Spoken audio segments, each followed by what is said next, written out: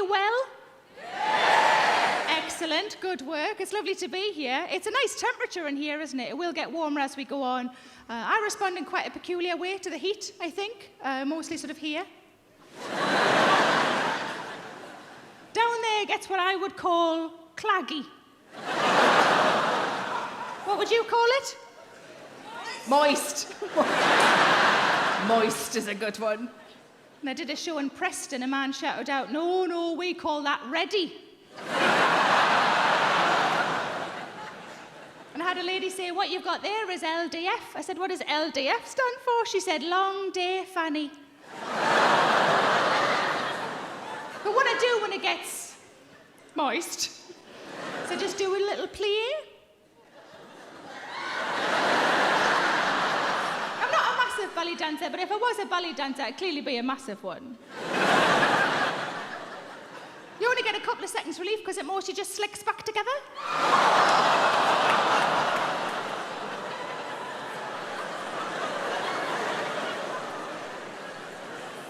I did a show in Edinburgh and a lady right at the back shouted out, you need to use some talc.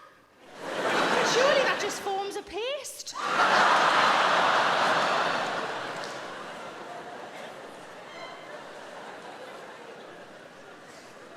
But I do have, I've got a good relationship with me mum. You know, sometimes in comedy you laugh at things because it's familiar, because it's a shared experience. Sometimes you laugh because you're just glad you're not me. See if this has happened to anybody else. Whenever I'm on the phone to me mum, it always makes me need a poo. Give us a woo if that's happened to you. See, I've looked into it. It's a closeness issue. It means that me and those people who wooed, we love our mums more than the rest of you lot love yours. I love my mum so much it makes me shit. Try getting that on a balloon for Mother's Day. Thank God for Moonpig.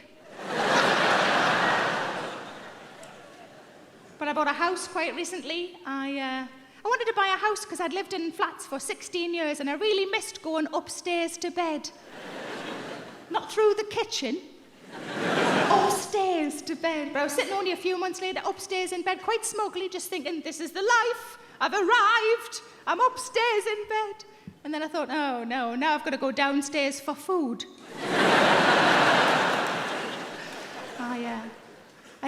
What I really wanted, like my parents have both always lived near a park and I'd always been able to see a tree out of my bedroom window, so that became a priority. When I was house hunting, I wanted to be able to see a tree out of my bedroom window.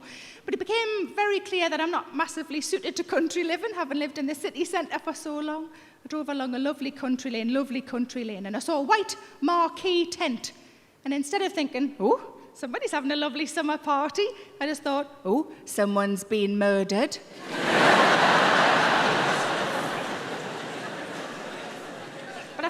That I liked and I got a survey done. The survey came back and it meant nothing to me at all. But luckily I've got a friend who's a builder and he said, let me have a look at it and I'll put it into layman's terms. I said, smashing. And it gives a cheer if you own your own home. Yes. Gives a cheer if you rent. Yes. See, up to this point I'd only ever rented, and I think there are phrases that mean nothing to those of us who rent that the rest of you understand, because my friend the builder said, there is one thing you will need. I said, oh yeah, what's that? He said, you'll need a damp-proof course. And I genuinely said, I haven't got time to go to college. But one of the things the house that I bought did have is a log burner. I've never had a log burner before. I got quite excited by the log burner. Not as excited as my fella did. He went, oh my God, we'll be able to get a toasting fork. We'll be able to toast things. And I thought, he does know I've got a toaster, doesn't he? But he went off to work. I went straight out and bought a toasting fork. I was too excited. I came back in with it. I grabbed a loaf of bread and I thought, I'm just going to sit in front and work my way through. Bloody love toast. Couldn't get it to work. I rang him and I said, I can't get it to work. He said, how can it not work? It's fire and bread. How can it not work? So I told him what I'd been doing. Turns out I should have had the little door open. I might as well have been lying slices of bread on top of my radiator. But when I moved, I had bits and bobs of furniture. Not much, but I had some stuff, and I was trying to work out what would best go where. And I said to me fella, God, I wish I had a tape measure. He said, what do you need a tape measure for? I said, I just want to know if that unit will fit in that alcove. He said, well, I'll sort that out for you. I said, have you got a tape measure? He said, no, it's just, I'm good at that sort of thing. I said, what do you mean? He says, just an instinct I've got. And first of all, I thought, rubbish. And then I thought, let's have a look. And I thought, this is quite a manly thing to be able to do. If he can do this, maybe we'll see what else slots where. He says, go on then, do it. And this is what he did. It went exactly like this.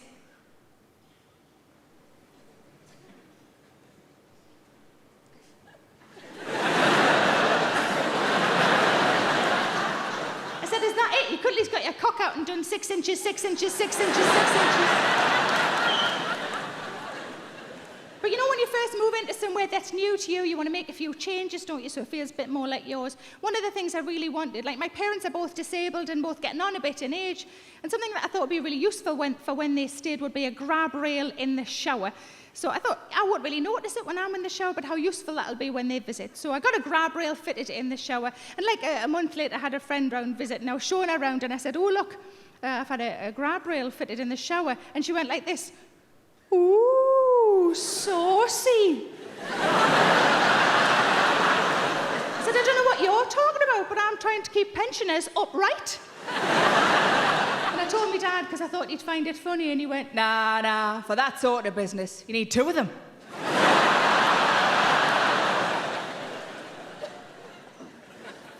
Oh. But I've got 2 cats. Have I got cat owners in?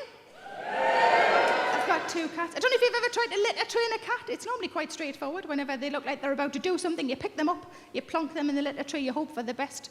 But our first cat, Chief Brody, named after the police chief in the film Jaws, he didn't cotton on for a while, kept having little accidents, poor bugger. And at one point, my fella and I were standing over the litter tray, just looking at it and looking at each other, going, is there anything we can be doing to help him that we're not already doing? And my fella, because he's so lovely, he looked down at the litter tray and he went, do you want me to do a shit in it to start him off?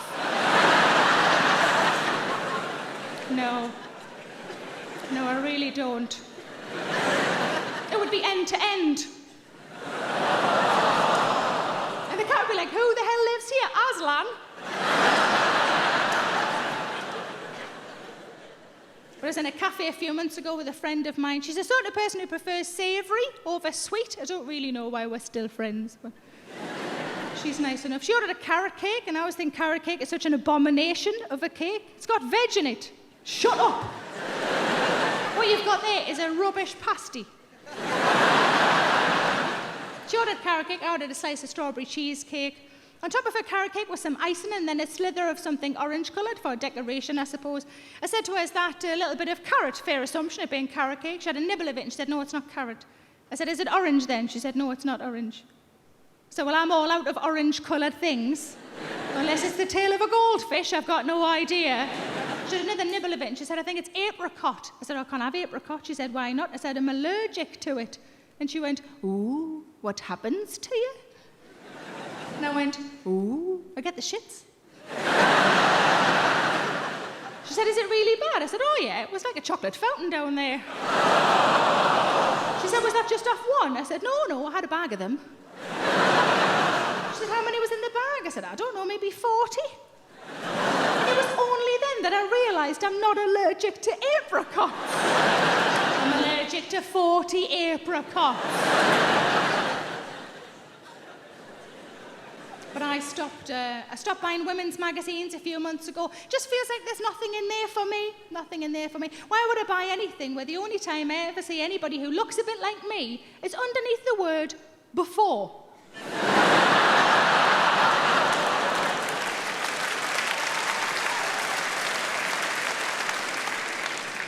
There's a huge list of all the things that we as women are supposed to do to ourselves. Cleanse, tone and moisturise. I've never toned. I'm nearly 40. I've never toned and my skin is still on my face, so it's obviously rubbish.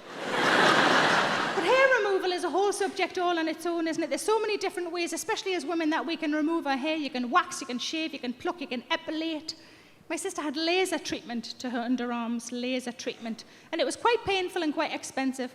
And after 2 months, the whole lot just grew back in. Which is terrible, but does go some way to explaining why James Bond was always so nonchalant when a laser was aimed at his cock and balls. Your champion man will grow back in a couple of months. Please have made James Bond a Geordie. I can only apologise for that. His son would never be a Geordie, would he? Shaken, not stirred. No. My friend said to me, you know why women are supposed to have hair down there, don't you? And I said, is it like your nose, so you don't get muck up it? She said, no. She said, women are supposed to have hair down there so that nature knows where your reproductive bits are. I said, why does nature need to know? Surely as long as me fella's got a rough idea, why all the deers and the rabbits need to know? Well, maybe the rabbits.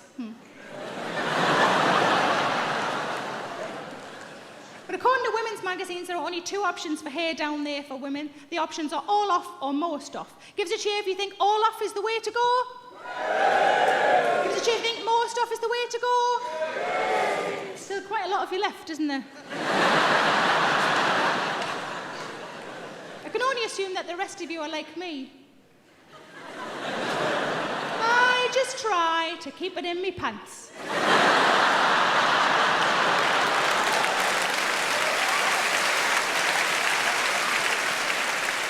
Even if sometimes that involves tucking it in. In the legs, not in the top.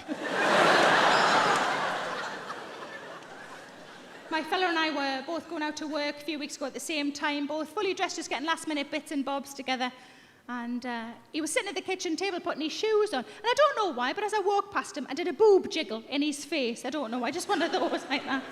I don't know why. He was at the right height. It felt like a wasted opportunity if I didn't do it. And I thought he'd do that thing, you know, when they go like that, in between. It's got a special name. Does anybody know the name? Waterboarding. Thank you, because I always accidentally call it waterboarding. It's only waterboarding if they're really sweaty. That's what I thought he'd do. I thought he'd do that, like that. He didn't. You know what he did? He just stood up and did a boob jiggle back. Now, it's a thing that we do, and I don't know how to stop it. But we've lived together for about 1.5 years now, and when I lived on my own, I really loved it, don't get me wrong. But one of the things I love about living with somebody else again is I like the unpredictability of it. I like that every now and again a sentence will come out that I would never have said. The most recent one, out of nowhere, he just went, "Your shed's no good to have a wank in."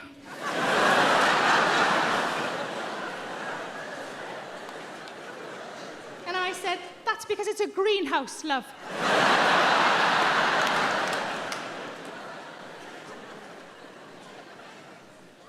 But I'm getting on a bit. I'm nearly 40. It doesn't worry me. I'm not worried at all about getting older. I know that there are problems along the way. I know that it's not going to be easy. One of my good friends is 62, and she said to me, "There's something I need to tell you." I said, "Oh, that sounds really serious. Is it serious?" She said, "Well, I just don't want it to come as much of a surprise to you as it did to me." I said, "Okay, well, you better tell me what it is then." She said, "When you get to my age, down there, instead of it being a lovely, healthy pink colour, I could have walked away right then and there. Instead of it being a lovely, healthy pink colour, it's more of a slate grey." It's the detail that I love. She didn't say grey, she said slate grey. And she's had the Dulux colour chart out at it. Here, Terry, help us with this. Would you say that was thunder or slate? I was so horrified by what I just learned that I blurted out, "You mean like when meat's on the turn?"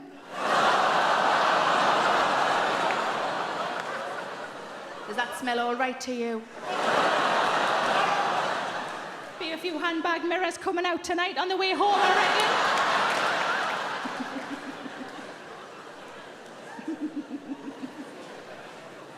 I've been with my fella now for nearly 10 years, but you know when you first get together with somebody, the first 6 months, especially if you have an inkling it might be a long-term thing, and those first 6 months together are just glorious, aren't they? And you think each other are perfect. And then after 6 months you think, well, perfect's pushing it a bit. There's a couple of things I could do with changing. Then you've got a project. Isn't it lovely having a project? There's only one thing I'd like to change about my fella. I need to tell you this first. I love waving. I don't know why. I've always loved waving. I love it when I wave, and I love it when people wave back to me. I'm going to wave to you now and see how many of you wave back. Oh, loads of you are. Thank you very much. It makes me really happy. And it's one of the main reasons I learned to drive. My fella doesn't wave. Doesn't occur to him in the slightest. When we first got together, he dropped me off at the train station one day, and I got out the car, and I said, "I'll see you on Monday." He said, "Yeah, but I'll give you a ring when I get in tonight." I said, "Smashing." And then I just checked that I was at the right entrance for the train station for my particular platform, and I turned to give him a little wave goodbye, and the car was already in the distance. A few years later, I was going to Australia for the first time. I was travelling alone. I was going to be away for 6 weeks. I was very nervous, understandably. He dropped me off at the airport. He helped me out of the boot. With my case, sorry, that's bad. With my case. And I said, I'm going to miss you. And he said, I'm going to miss you too. But he said, you're going to have an amazing time. We can Skype whenever you like. And I'll come and get you in 6 weeks on this very spot. Melt. And I checked my handbag to make sure I had my passport and my ticket. And then I turned to give him a little wave goodbye, and I could not see the car. He was already on the motorway. So I said to him only a few weeks ago, you know the waving thing? He said, oh, did I forget to do it again? I'm sorry. I said, don't worry about it. But I said, you know how much I love it? He said, yes, I know how much you love to wave. I said, I was just wondering if there was like a bargaining thing we could do. He said, I don't know what you mean. I said, well, for example, is there anything I don't do that you'd like me to start doing? Turns out I'm not as bothered about waving as I thought.